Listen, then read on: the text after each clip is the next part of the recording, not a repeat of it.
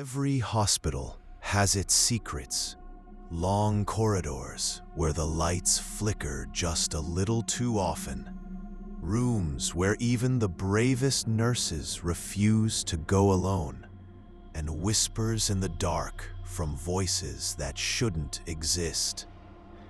Tonight, you'll hear 5 true stories from doctors, nurses, and chaplains who witnessed the impossible.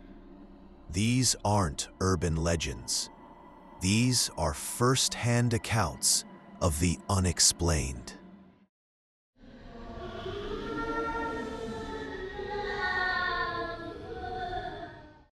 The fluorescent lights of St. Mary's General buzzed softly overhead, casting long shadows down the empty ICU hallway.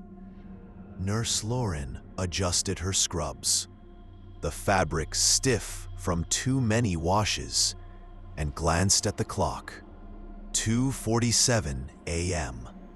The night shift stretched before her, quiet and predictable. The steady beep of heart monitors, the occasional rustle of sheets from a restless patient, the distant murmur of the nurse's station radio. Routine, safe, or so she thought. Room 407 was at the end of the hall, a private room reserved for patients who wouldn't be getting visitors. The man inside had no name on his chart, just John Doe. Elderly, frail, brought in after a stroke left him unresponsive. No family ever came, no flowers, no cards, just the mechanical rise and fall of his chest, kept alive by machines. Lauren had checked on him an hour ago, his vitals weak but steady. Now, as she sipped her coffee, the flatline alarm shattered the silence. A single unbroken tone. Room 407, point. She dropped the cup, the scalding liquid splashing her shoes as she sprinted down the hall. The door swung open with a creak, revealing the dim glow of the bedside monitor, its screen a flat, lifeless green. The man lay motionless, his skin already taking on the waxy pallor of death. No pulse, no breath. Lauren's fingers trembled as she reached for the call button. Time of death, 3:02 a.m. She exhaled, shoulders slumping. Another soul gone unnoticed. Another quiet end. But as she turned to leave, the air turned icy. A sound, faint, wet, like stiff joints cracking, made her freeze.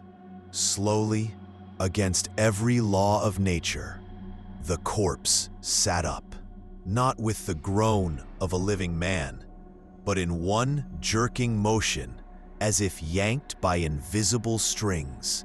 His spine arched unnaturally, his head lolling forward until those milky, unseeing eyes locked onto hers. His mouth gaped open, lips peeling back from yellowed teeth. And though his lungs were still, a voice, dry as dead leaves, rasped into the room. "You see me." Lauren stumbled back, her scream trapped in her throat. The door slammed shut behind her, the impact rattling the IV stand. She fumbled for the handle, her breath coming in ragged gasps, but the lock held fast. The corpse's head tilted, tendons creaking, and then it smiled. Not a human smile. Something stretched too wide, too wrong. The heart monitor blared to life again, the spikes erratic, impossible. A dead man's heartbeat. When the day shift arrived, They found Lauren curled in the hallway, her nails bloody from scratching at the door. Inside, the body of John Doe sat upright, stiff with rigor mortis, his face frozen in that grotesque grin. The sheets were torn, the monitor shattered, as if something had thrashed against its restraints. The official report called it a muscle spasm, a post-mortem reflex. But the staff knew better. To this day, room 407 remains empty after dark. Nurses refuse to enter alone. Some swear they still hear the heart monitor activate at 3 a.m., its rhythmic beep echoing down the hall. And if you listen closely, just as the sound fades, you might catch a whisper, soft, mocking, inhuman. You see me. But the truly terrifying part? John Doe wasn't the first patient to die in that room. And if the records are to be believed, he won't be the last.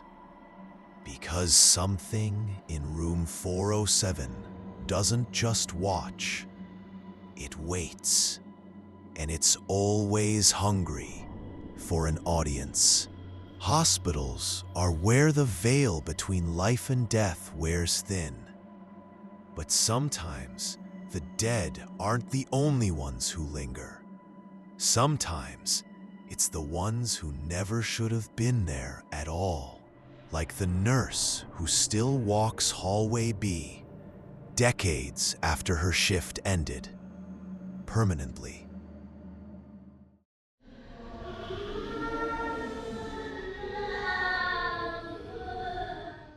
The emergency room of Mercy General never truly slept.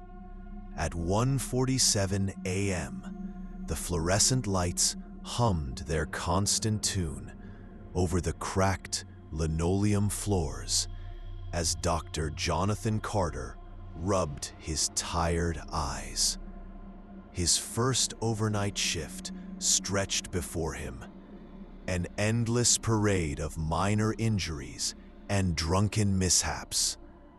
The veteran nurses called this the witching hour, that dead space between midnight and dawn, when the hospital seemed to hold its breath. Carter scoffed at their superstitions. He was a man of science, of scalpels and sterile gloves, not ghost stories. Hallway B was the quietest wing of the ER, reserved for overflow patients when the main bays filled. Tonight, it stood empty, its pale green walls bathed in the eerie glow of exit signs. Carter was checking the supply closet when he felt it first, a sudden drop in temperature that raised goosebumps on his arms. The hair on his neck stood upright as his breath fogged in the suddenly frigid air. That's when he saw her. At the far end of the corridor, backlit by the flickering bulb above room 12, stood a nurse. Her uniform was stark white, the old-fashioned kind, with a stiff cap pinned to neatly coiled hair. Her hands were clasped demurely at her waist, her posture unnaturally straight. Carter opened his mouth to call out. Maybe she was lost. Maybe she needed help. But the words died in his throat. There was something wrong about how still she stood. Something unnatural in the way the shadows refused to touch her crisp white dress. "Nurse?" His voice echoed down the empty hall. The figure didn't respond, didn't blink. Carter took a hesitant step forward, his sneakers squeaking on the polished floor. As he moved, The overhead lights began to flicker in sequence. Pop, pop, pop, plunging sections of the hallway into darkness before sputtering back to life. With each burst of light, the nurse appeared closer. First at the far door, then midway, then just 10 feet away, her face now visible in the strobing fluorescence. Carter's heart hammered against his ribs. The woman's skin was porcelain pale, her features frozen in an expression of quiet serenity. But her eyes, God, her eyes were depthless pools of black that seemed to swallow the light.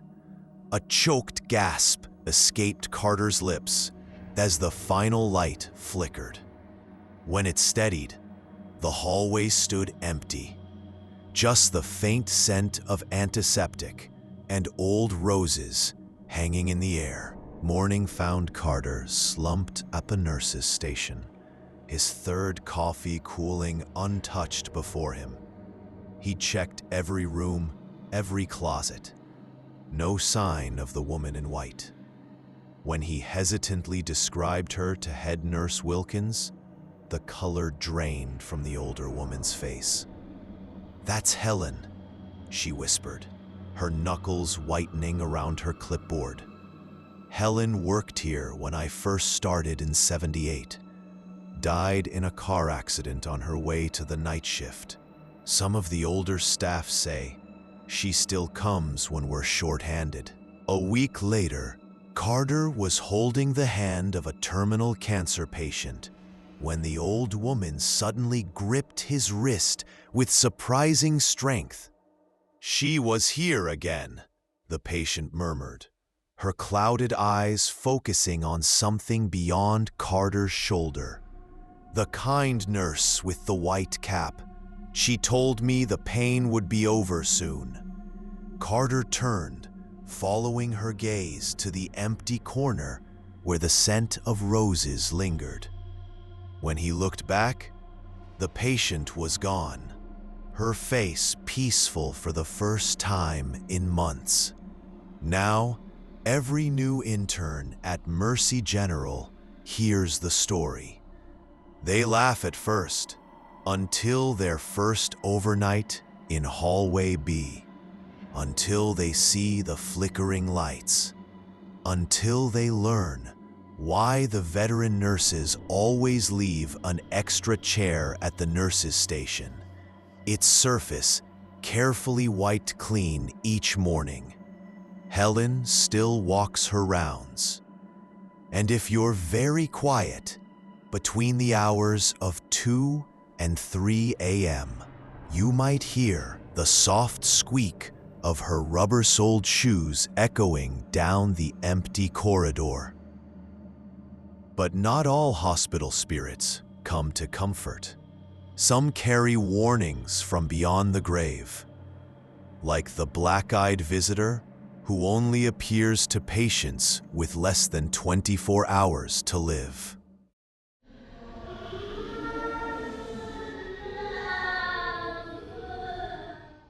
The hospice wing of St. Vincent's Hospital always carried the heavy scent of lilies and antiseptic, a peculiar mix of life's fragility and medicine's futile attempts to delay the inevitable. Chaplain Michael Reynolds had walked these halls for 12 years, offering prayers and quiet comfort to those standing at death's door. He'd seen peaceful passings, agonizing goodbyes, and everything in between. But nothing in his years of ministry could have prepared him for Lillian Graves.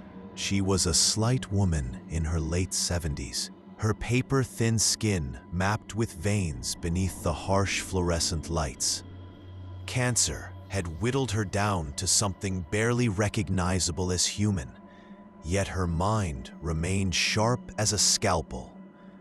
Reynolds first noticed something unusual during their third session, when Lillian's trembling hand suddenly gripped his wrist with surprising strength. "He came again last night," she whispered, her sunken eyes darting to the corner of the room. The man with no eyes, just blackness where eyes should be. Reynolds followed her gaze to the empty space between the heart monitor and the wilting bouquet of carnations. A chill crawled up his spine despite the room's oppressive warmth. Lillian described the visitor in vivid detail. A tall figure in an outdated hospital gown, his elongated fingers clutching the footboard of her bed each night, precisely at 3:17 a.m.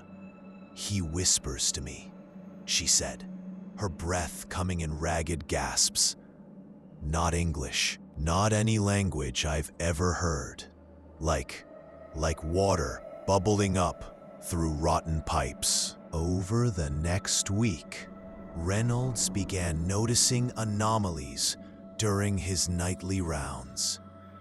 The temperature in Lillian's room would plummet without explanation, their exhales frosting in the air, even as the thermostat read 72 degrees. The cardiac monitor would occasionally spike erratically when Lillian slept, though the nurses swore her vitals remained stable. Most disturbing were the handprints, dark smudges on the footboard that no cleaner could remove, each bearing the distinct outline of fingers too long to be human. On the night of Lillian's passing, Nurse Gutierrez called Reynolds in a panic. "Something's wrong with room 214, she stammered.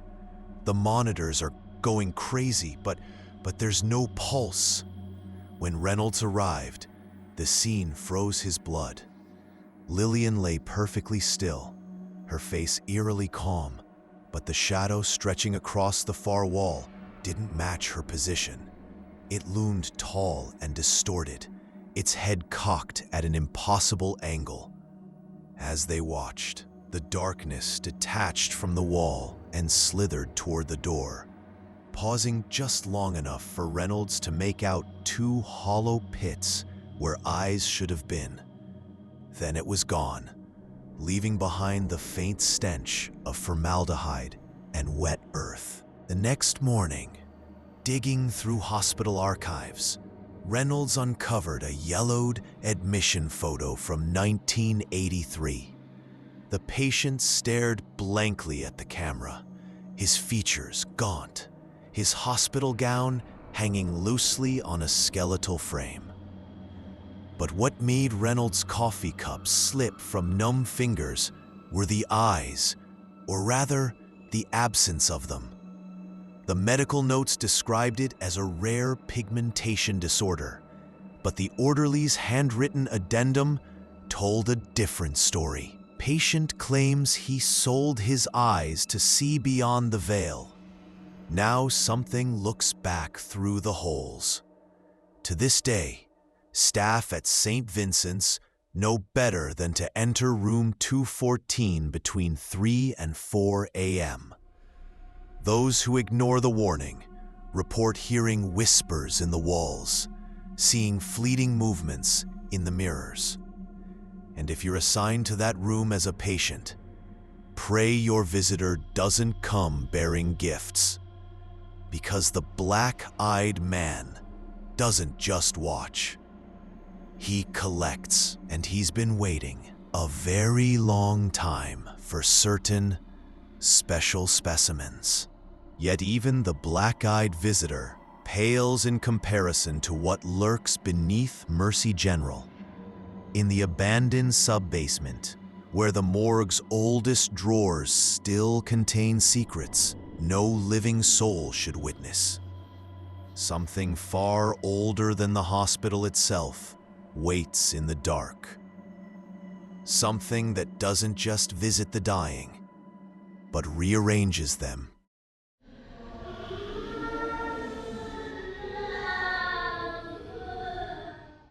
The basement of Mercy General Hospital smelled of industrial cleaner and something far less definable.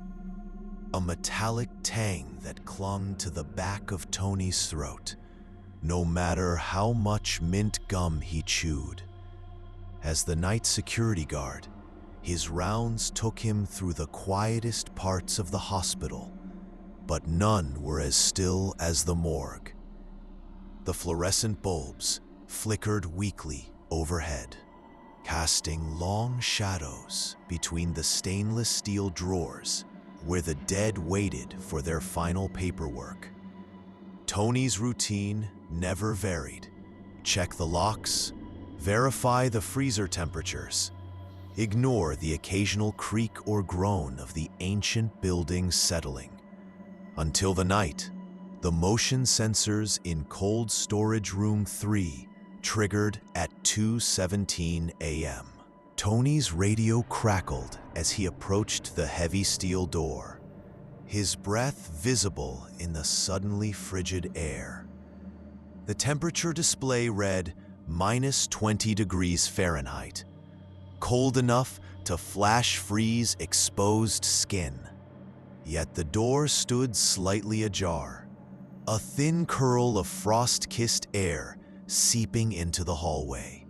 His gloved hand trembled as he pushed it open, the hinges screaming like a wounded animal.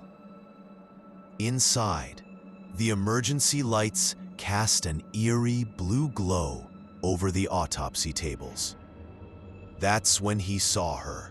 Jane Doe number 247, admitted that morning after being pulled from the river, sat upright on slab C. Her waterlogged hair hung in frozen ropes down her back, her toes dragging fresh tracks through the frost on the floor, as if she'd scooted forward to greet him. The worst part wasn't her blue-tinged skin, or the way her milky eyes seemed to follow his movements. It was her mouth, stretched wide in a silent scream, lips cracked and bleeding from the cold, as though she'd been trying to tell him something when the freezing air solidified her final expression. The security footage showed nothing. No intruders, no malfunctioning equipment, just the door swinging open at 2:16 a.m., followed by Tony's panicked entrance 60 seconds later. The chief of security ordered the tapes reviewed 3 times before declaring it a technical glitch, but Tony knew better. He'd seen the frost patterns on the floor, not random crystals, but distinct, purposeful swirls forming words in a language that made his head ache to remember. The next night, against his better judgment, Tony returned. The motion sensors triggered again at precisely 2:17 a.m. This time, he brought the hospital chaplain. The door stood ajar, just as before, but now Jane Doe faced the entrance, her stiff fingers curled around the edges of the slab, her torso twisted at an impossible angle. Beneath her, etched into the frost, were 3 repeating symbols, a circle inside a triangle, inside a larger circle. The chaplain crossed himself, so violently he bruised his chest. "We need to move her," he whispered. Tonight, at the county coroner's facility, the attending pathologist discovered something Mercy General had missed. Jane Doe's lungs contained not river water, but a thick black sludge that smelled of burnt hair and rotting copper. Her fingernails were torn and packed with what appeared to be grave soil. Most disturbing of all, the Y incision from her autopsy had been meticulously sewn back up with thread not from any modern medical kit, but ancient catgut, the kind used in Victorian-era surgeries. Mercy General sealed cold storage room 3 permanently after that. But veteran staff know better than to walk that corridor after midnight.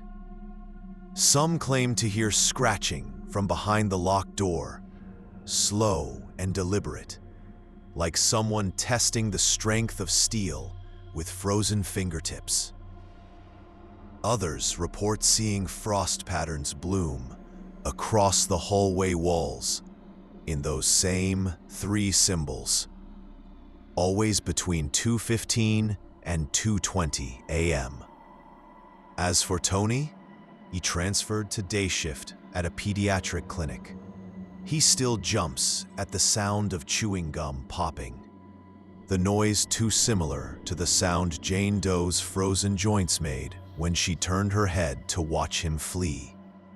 Yet even the horrors of the morgue pale beside what walks the children's ward after lights out, where the laughter of playing kids echoes through empty playrooms long after the last living child has gone home, where tiny handprints appear on windows 20 floors up, and where one particular little girl in a yellow dress always asks newcomers if they'd like to play hide and seek forever.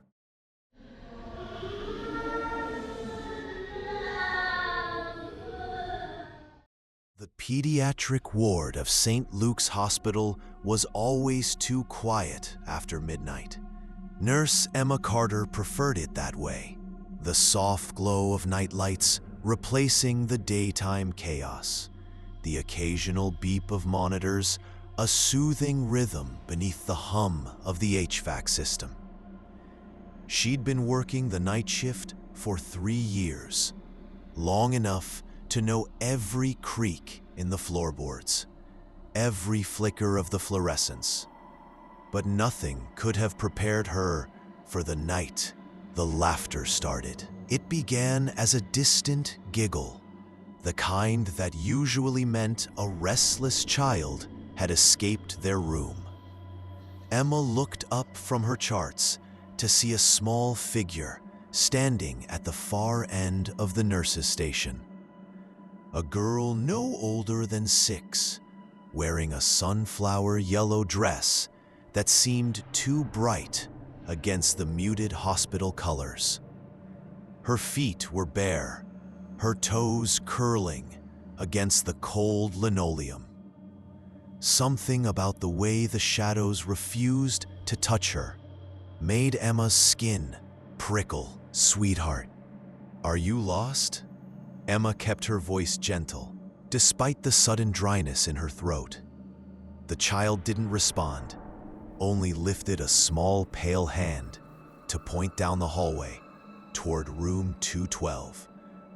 That's when the code blue alarm shattered the silence.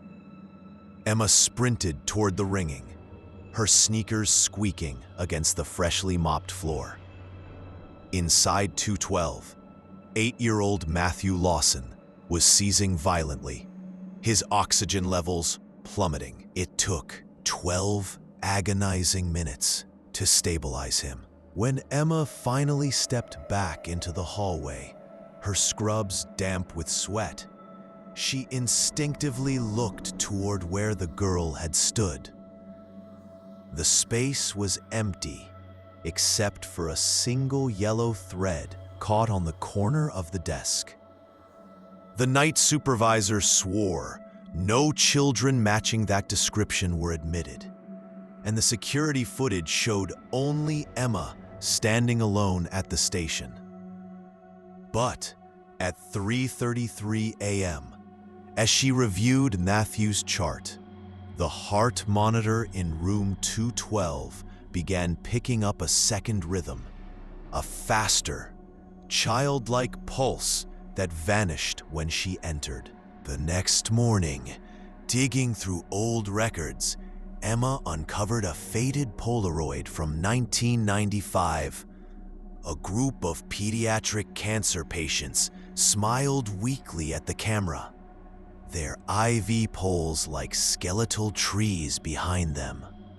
In the front row sat a girl in a yellow dress, her arms clutching a threadbare teddy bear. The caption read, "Sarah H. Final Birthday Party, 6/17/95." Sarah had died 3 days later in room 212. The nurse who'd worked that shift had noted something peculiar in the margin. Patient insisted the other children were waiting to play hide and seek. When Matthew woke, his first words turned Emma's blood to ice. "The pretty girl said I couldn't come yet," he whispered, his small fingers plucking at the blanket. "She said I have to wait my turn." That night, as Emma made her rounds, she noticed something new. A hopscotch grid drawn in faint chalk outside room 212, though no chalk existed on the ward. The game ended at the supply closet, where the distinct smell of crayons and antiseptic lingered. Inside, tucked behind the extra linens, sat a decaying teddy bear missing one button eye. Now every new hire on the pediatric ward receives 2 warnings. Never acknowledge the giggling when no children are awake. And if you see a yellow dress flit past room 212 after hours, check on the patients immediately. Because Sarah still plays her games. And when she tags you, it's never just a game anymore. Hospitals stand as monuments to life's fragility, where the veil between worlds grows thin. From the ICU to the morgue, from the oldest corridors to the pediatric wing, some presences refuse to move on. They linger in flickering lights, in whispered warnings, in cold spots where no draft should reach. 5 stories, 5 encounters with what waits just beyond our understanding. But remember, these are just the accounts that got documented. What walks the halls when even the night shift has gone home? That's a story no living soul has lived to tell. Sleep well, if you can. Hospitals hold more than just the living and the dead. They guard secrets no medical textbook could ever explain. If these stories sent chills down your spine, imagine what waits in the unrecorded hours. The shadows don't stop moving when the cameras turn off. Don't let the next encounter go untold. Hit like if these horrors kept you up tonight. Subscribe to uncover the truths buried in other haunted halls. And comment below, have you ever felt something watching you from the empty corners of a hospital? Or better yet, has something felt you? Sleep tight, if you dare.